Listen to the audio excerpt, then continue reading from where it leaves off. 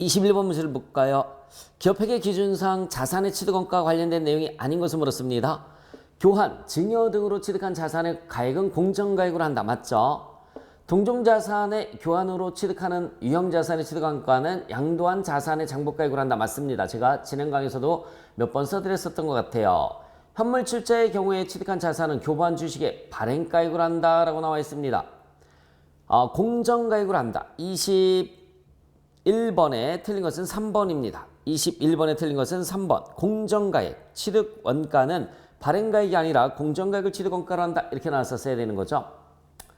유형자산 취득과 관련해서 불가피하게 국공채 등을 매입했을 때 당해 국공채 등의 매입가격과 현재 가치의 차익은 취득원가에 포함한다. 맞습니다. 그래서 틀린 것은 3번이에요. 현물출자로 주식을 발행을 해줬을 때 취득원가는 공정가액을 취득원가로 한다라고 나왔었어야 되는 거죠. 22번. 자, 건물의 수익적 지출이 아닌 것을 물었습니다. 건물 외벽에 도장, 페인트 칠하는 거 수익적 지출 맞습니다. 건물에 파손된 유리 대체 수익적 지출이죠. 관리비 지급하는 것도 마찬가지고요. 엘리베이터 설치하는 건 자본적 지출입니다. 22번의 답은 3번이 답이 되겠습니다. 22번의 답은 3번. 23번 문제를 볼까요? 주식회사 나리는 공장 건물 신축을 위해서 장부가액이 각각 700만원과 1,500만원인 토지와 건물을 3천만원에 일괄 구입했습니다. 매입 직후 200만원을 들여 기존 건물을 철거하고 얘는 돼주고 철골 매각액 받은 거는 어떻게 해주시면 되는 거죠? 빼주시면 되는 겁니다. 3,100만원. 23번의 답은 4번이 답이 되는 거죠. 4번. 그래서 일괄 구입대금 3천만원 지급한 거죠. 매입 직후 200만원 들여서 기존 건물을 철거했을 때 철거비도 지급한 거죠. 그러니까 3천만원도 지급한 거고 철거비도 지급한 거고 지급한 거는 돼주고 받은 거는 빼주시면 되는 겁니다. 받은 거는 빼주시면 3,100만원. 23번의 답은 4번이 답이 되는 거죠. 24번. 정률법에 따라 감가상각을 하면 정액법에 비해서 여러분 정률법은 감가상각 초기에 비용을 많이 인식하는 거죠. 비용을 많이 인식했으니까는 이익이 적게 자산도 적게 표시가 됩니다. 24번의 답은 3번이에요. 24번의 답은 3번. 이게 시험 문제에서 글자만 바꿔요. 지금은 정률법에 따라 감가상각을 하였을 때 그러니까 3번이 답인데 또 정액법에 따라 감가상각을 하였을 때 이렇게 나올 때도 있어요. 그럼 1번이 답이 되는 겁니다. 1번 꼭 기억해 주세요. 정률법을 하면 이론 강의에서 배웠지만 정률법을 하면 비용이 크게 나온단 말이죠. 그러니까 이익이 작게 나와요. 자산의 금액도 작게 나오는 거고요. 반대로 그러면 정액법은 이익이 크게 나오는 거죠. 자산의 금액도 크게 나오고요. 둘 다 알아두셔야 됩니다. 정률법은 3번이 답이고요. 정액법으로 했다라고 하면 1번이 답이 되는 겁니다. 여기에서는 3번이 답이에요. 25번.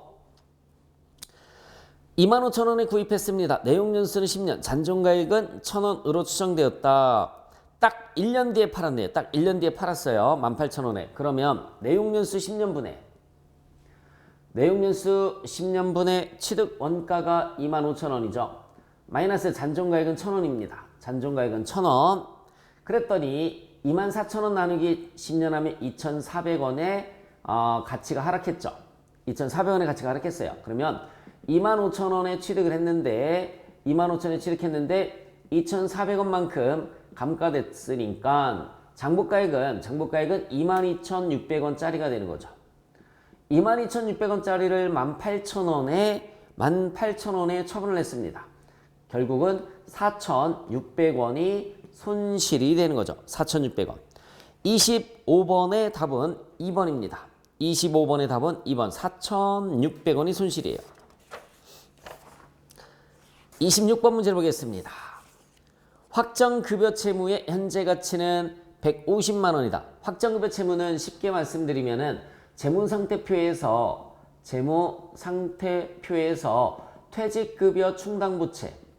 퇴직급여 충당부채를 우리가 확정급여 채무라는 말을 쓰는 거예요. 확정급여 채무. 퇴직급여 충당부채는 기업회계 기준 용어고요. 확정급여 채무는 IFRS 용어입니다. 150만 원이다. 현재 가치는 150만 원이다. 사회적립자산은 뭘 얘기하는 거냐면 퇴직연금 운용자산을 뜻하는 거예요. 퇴직연금 운용자산. 이걸 사회적립자산이라는 말을 쓰는 거죠. 100만 원이다 라고 나와 있어요. 100만 원. 이게 종업원의 퇴직금은 150만 원인데 퇴직연금으로 가입한 돈은 100만 원이 있다라는 그런 표현입니다. 확장급여 제도와 관련된 자료가 다음 같을 때 인식해야 할 퇴직급여를 당해 연도에, 이건 연초에 썼죠. 초에, 그러면은 말에는, 즉 1월 1일에 1월 1일 초이고요. 12월 31일 말에 재무상태표에 있을 때 인식할 퇴직급여를 물었습니다. 인식할 퇴직급여를 물었어요. 단기 원가가 퇴직급여는 재무상태표에 들어가는 게 아니죠. 손익계산서에 들어가는 겁니다. 손익계산서에 들어가는 거예요. 단기 보험수리적 손익과 과거 원가는 발생하지 않았다. 보험수리적 손익이라는 것은 이 퇴직연금 운용자산을 운용을 하겠죠. 운용에서 나오는 이익이나 손실을 보험수리적 손익이다라는 표현을 씁니다. 직전 보고 기간 말 인식되지 아니한 보험수리적 손익의 누계액은 존재하지 아니한다라고 나와 있습니다. 단기 근무원가가 70만 원 나와 있어요. 단기 근무원가 70만 원은 말 그대로 퇴직급여를 뜻하는 겁니다. 얘가 퇴직급여예요. 단기 근무원가가 퇴직급여인데 여기다 뭘 더해 주셔야 되느냐면 확정급여의 현재 가치가 150만 원 있었죠. 여기에 할인율이 몇 %라고 나와 있습니까? 10% 나와 있으니까 곱하기 10% 하면 15만 원에 이자가 1년 동안에 이자가 붙는 거죠. 플러스 15만 원. 그래서 70만 원 플러스 이자는 15만 원입니다. 사회 적립자산의 기대 수익률이 15%. 여기에 15% 수익률이 발생할 것이다. 15만 원. 기대 수익률은 여기서 빼줬죠. 그렇죠? 마이너스 15만 원 이렇게.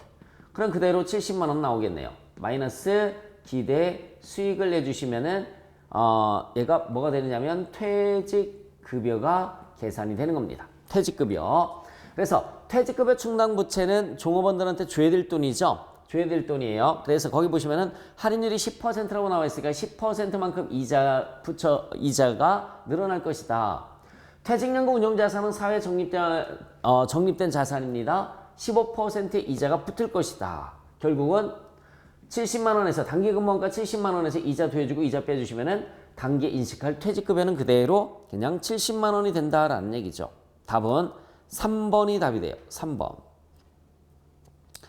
26번의 답은 3번입니다. 이거 굳이 분개를 한다라고 하면 이 70만 원이 퇴직급여 70만 원, 대변에는 퇴직급여 충당부채 70만 원 이렇게 분개가 되는 겁니다. 무형자산을 기업회계 기준에 따라 회계 처리하는 경우에 바르지 못한 것을 물었습니다. 국고보조 등에 의해서 무형자산을 공정가액, 무상 또는 공정가액보다 낮은 금액으로 취득했을 때는 공정가액을 취득원가로 한다. 맞죠? 내부적으로 창출된 브랜드나 고객 목록은 무형자산으로 인식할 수가 없습니다. 2번이 틀렸네요. 27번에 틀린 것이 2번입니다. 무형자산을 일괄 취득한 경우에는 공정가액 비율로 안 보내서 계산을 해주시면 되고요. 연구단계의 지출은 비용으로 인식하는 거 맞습니다. 28번. 사채와 관련된 설명 중 바르지 않은 것을 물었어요. 사채의 액면이자율이 항상 기준입니다. 액면이자율이 작으면 할인 발행, 액면이자율이 크면 할증 발행. 28번에 1번부터 틀렸죠? 1번이 틀렸습니다. 다시 한번 말씀드릴게요. 액면이자율이 기준이라 액면이자율이 작으면 할인 발행, 액면이자율이 크면 할증 발행이 되는 거고요. 같으면 우리가 뭐라고 하느냐면 액면 발행이다 라는 말을 씁니다. 기업회계 기준에서는 자기 사채를 취득했을 때 취득 목적에 관계없이 사채 상환으로 처리한다. 맞아요. 자기 사채를 취득하면 갚은 걸로 다 처리하겠다라는 얘기입니다. 기업회계 기준에서는 원칙적으로 사채 할인 발행 차금을 유효이자율법으로 생각하도록 하고 있고요. 사채 상환 손익이 발생하는 경우에는 발행 당시 시장이자율과 상환일의 시장이자율이 서로 틀리기 때문이다. 그래서 지난 강의에서 이런 문제가 있었던 것 같아요. 발행 당시 시장이자율보다 상환 당시 시장이자율이 높으면 사채 상환이, 낮으면 사채 상환 손실 이렇게 발생을 합니다.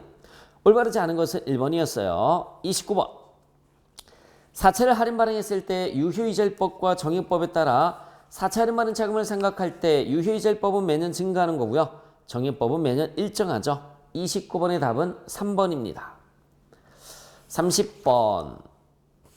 액면가액 10만원, 이자율이 8%라고 나와 있어요. 3년 만기 사채를 95,000원에 발행을 했다라고 나와 있습니다. 이자 지급일은 매년 12월 31일이라고 나와 있고요.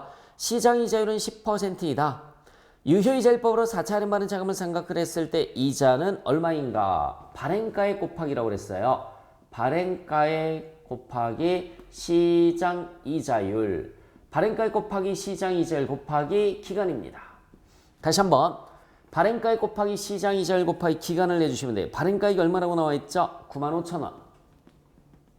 95,000원 곱하기 시장 이자율은 10%라고 나와 있고요. 기간이 1월 1일에 발행을 했어요. 1월 1일에. 그러면 12분의 12.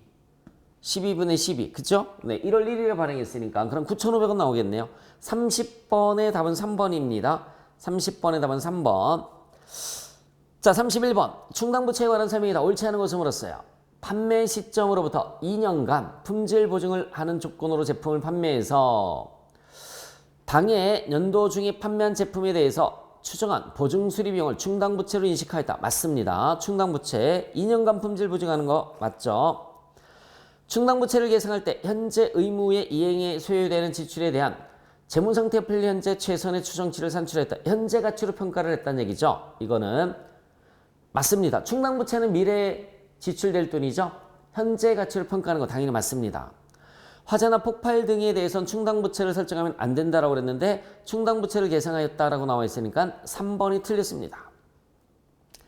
충당부채 명목가액과 명목가액이 미래가치를 얘기를 하는 거예요. 충당부채는 미래에 지출될 금액이죠. 미래가치를 현재가치로 평가를 해주는 거 당연히 맞죠. 옳지 않은 것은 3번이었습니다. 31번의 답은 3번. 32번. 기업회계 기준에 따른 비용인식에는 발생주의와 수익비용 대응 원칙 BD 2번이 답이 되는 거죠. 32번의 답은 2번입니다. 33번. 10월 15일에 거래처 인도하기로 계약을 했어요. 계약한 거는 필요가 없고요. 계약금을 미리 받았습니다. 미리 받았고 나머지 9만 원은 인도함과 동시에 받았어요. 그러면 대변의 매출 10만 원이고요. 미리 받은 거 차변에 뭐라고 하죠? 선수금 만원, 나머지는 9만 원이 현금으로 받았을 테니까 답은 2번입니다. 33번의 답은 2번. 자, 34번 문제를 보시면 다음 중 기업회계 기준상 규정하고 있는 수익인식 기준에 대한 설명이다. 옳지 않은 것을 물었습니다. 원칙적으로 용역 매출의 경우 장기 용역 매출은 진행 기준을 적용하고 단기 용역 매출은 완성 기준을 적용한다라고 나와 있는데 장단기 모두 진행 기준을 적용을 해줘야 돼요. 기업회계 기준에서는 장단기 모두 진행 기준을 적용합니다. 1번 틀렸어요. 제품 공급자로부터 제품을 인터넷상에서 중개 판매하거나 경매를 하고 수수료만을 수취하는 전자 쇼핑몰 운영회사는 관련 수수료만 수익으로 인식하는 거 맞죠? 로열티 수익은 계약의 경제적 실질을 반영을 해서 발생 기준에 따라 인식합니다. 상품권을 판매했을 땐 선수 수익으로 인식하는 거 맞습니다. 틀린 것은 1번이었고요. 35번 건설공사 문제입니다. 공사 수익 마이너스 공사 원가는 공사 이익이에요. 공사 수익 마이너스 공사 원가는 공사 이익입니다. 40만 원의 공사를 수주를 했어요. 1차 년도, 2차 년도. 자, 토탈 40만 원입니다. 토탈 40만 원. 공사 실제 발생액을 봤더니 1차 년도에 20만 원이 발생을 했고요. 2차 년도에는 얼마? 11만 원이 발생을 했습니다. 자, 공식이 어떻게 되느냐면 단기 발생 원가. 단기 발생 원가 나누기 뭐를 내주시면 될까요? 총 예정 원가를 내주시면 돼요. 단기 발생 원가는 여기 20만 원 나와 있죠? 20만 원 나누기 총 예정 원가가 여러분 20만 원인데 앞으로 잔존 공사비라는 것은 뭐냐면 남은 공사비를 잔존 공사비라고 그래요. 10만 원이 남았으니까 토탈 예정 원가는 30만 원이었던 거죠. 30만 원. 그러면 66.67%가 나옵니다. 진행률이 66.67%.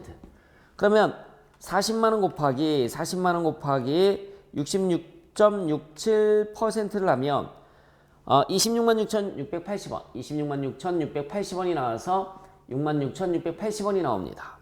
66,680원. 자, 그 다음에 2000년도에는 나머지 133,320원이니까 빼주면 23,320원. 끝수 정리하면 3번이 답이 되는 거죠. 3번. 35번의 답은 3번입니다. 35번의 답은 3번. 36번 문제를 같이 한번 보도록 하겠습니다. 36번. 법인세 회계에 관한 설명이다. 올바른 것을 물었죠. 이연법인세 자산의 실현 가능성은 재무상태표일마다 검토되어야 된다. 맞아요. 1번이 맞네요. 2번은 뭐가 틀렸을까요?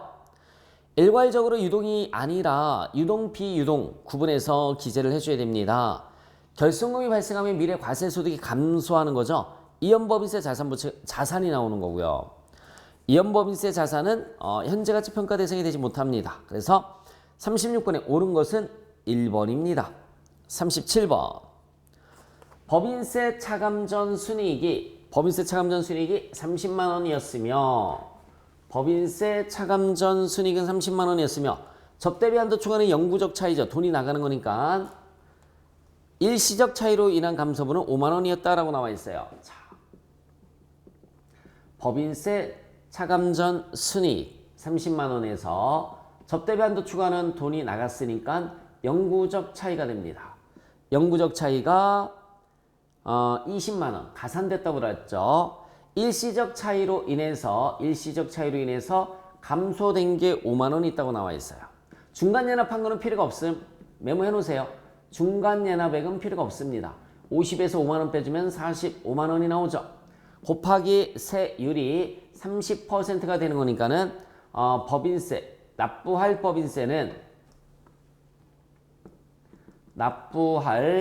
법인세는 얼마가 되느냐면 13만 5천 원이 되는 거죠. 납부할 법인세 13만 5천 원 분결하면 대변의 미지급세금이에요. 대변의 미지급세금이 13만 5천 원. 차변에는 법인세 비용이고요. 일시적 차이가 지금 마이너스면 나중에는 플러스가 되는 거죠. 5만 원이 플러스가 됩니다. 그러면 과세소득이 5만 원 늘어날 테고요. 곱하기 30% 하면 355, 15,000원만큼 법인세가 늘어나니까 뭐가 될까요? 이연법인세 부채가 되는 거죠. 이연법인세 부채는 15,000원. 미래 법인세가 늘어나면 부채니까 두 개 더해서 15만 원이 법인세 비용이 되는 겁니다. 답은 4번이 답이 되겠죠. 37번의 답은 4번입니다. 38번. 영업이익을 계산하면 얼마니? 라고 물었어요. 영업이익을 계산하면 얼마니? 매출 마이너스 매출원가예요. 매출 마이너스 매출원가는 매출총이익. 매출 마이너스 매출원가는 매출총이익 마이너스 판매관리비를 내주시면 돼요. 마이너스 판매관리비를 내주시면은 영업이익이 나옵니다. 마이너스 판매관리비를 내주시면 영업이익이 나와요. 매출액이 1억 원 나와 있죠. 매출액이 1억 원 나와 있고요. 자, 매출원가는 기초상품 플러스 매입. 그쵸? 8,500에서 기말상품 250 빼면 8,350만 원 나오죠. 8,350만 원이 나옵니다.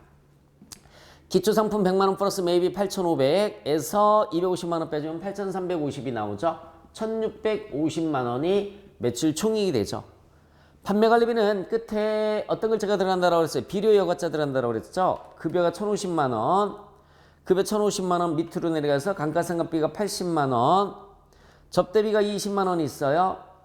옆으로 넘어가서 매출채권 대손상각비가 30만 원 있고요. 장기대금에 대한 대손상각비는 빚자 들어가지만 영업의 비용이죠. 기타의 대손상각비니까 영업의 비용이에요.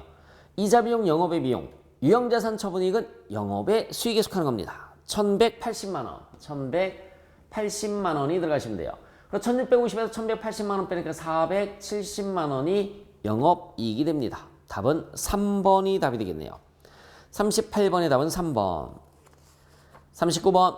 자, 기업의 경영활동은 영업활동, 투자활동, 재무활동으로 구분된다. 영역이 다른 것을 물었습니다. 대여금, 투자활동이죠. 차입금, 유상증자, 자본금, 유동성 장기부채 상환. 2, 3, 4번은 재무활동인데 1번은 투자활동입니다. 1번은 투자활동. 40번. 이익영업 처분계산서에 나타나지 않는 항목은 재무활동으로 인한 현금으로는 뭐죠? 현금으로 표현 나타나는 거죠. 답은 2번입니다. 40번의 답은 2번이에요. 자, 우리 사회 재무회계 문제를 모두 풀어봤습니다. 수고하셨습니다.